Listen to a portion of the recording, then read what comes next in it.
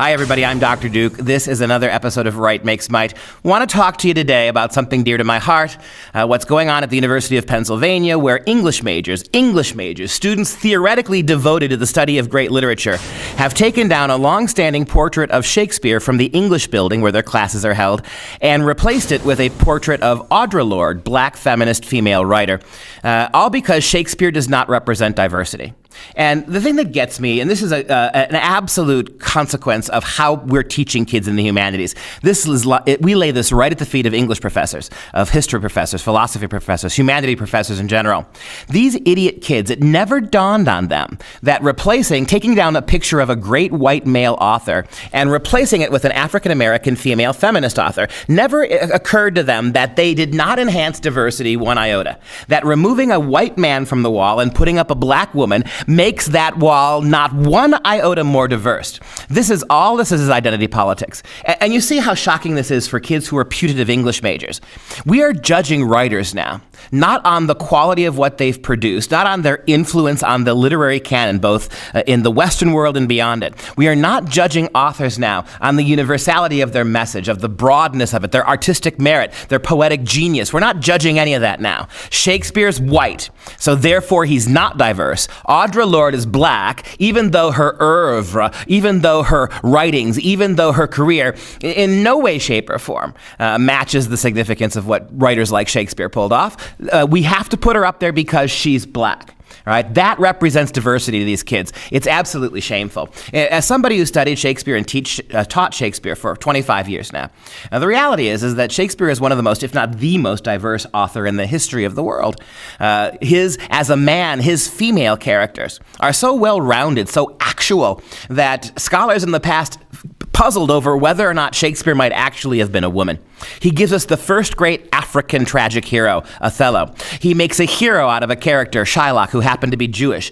He is absolutely engaged in his time and his place with issues of how people relate to each other, how people from different nations, different parts of the world interact with each other. Shakespeare's entire dramatic accomplishment is based on understanding the diversity of various human types and attributes.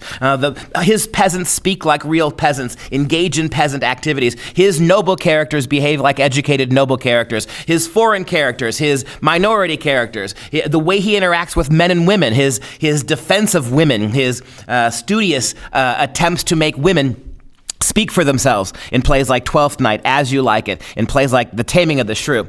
The idea that Shakespeare's not diverse because he happened to be white is bogus. Here's a thought. Wouldn't the cause of diversity at the University of Pennsylvania be much better served by letting Shakespeare have his place? Dead white guy, he can't really hurt anybody. Kids are free to read any other books they want. Shakespeare's not required of the University of Pennsylvania English majors. English majors at the University of Pennsylvania aren't required to take Shakespeare. Let that sink in. So what's the harm, right? Genuine diversity means you can read your Audre Lorde, I suppose, if you want to, alongside your Shakespeare.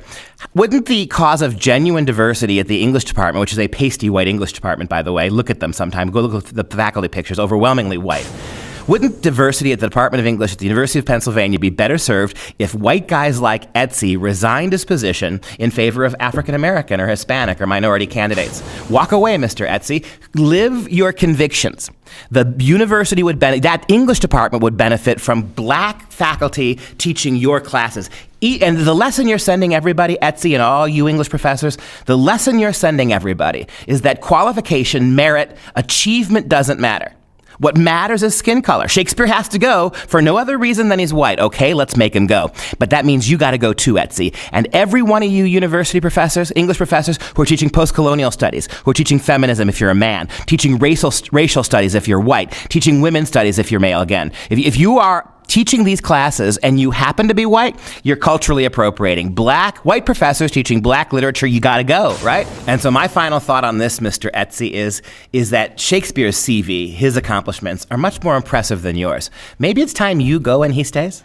This is Right Makes Might with Dr. Duke.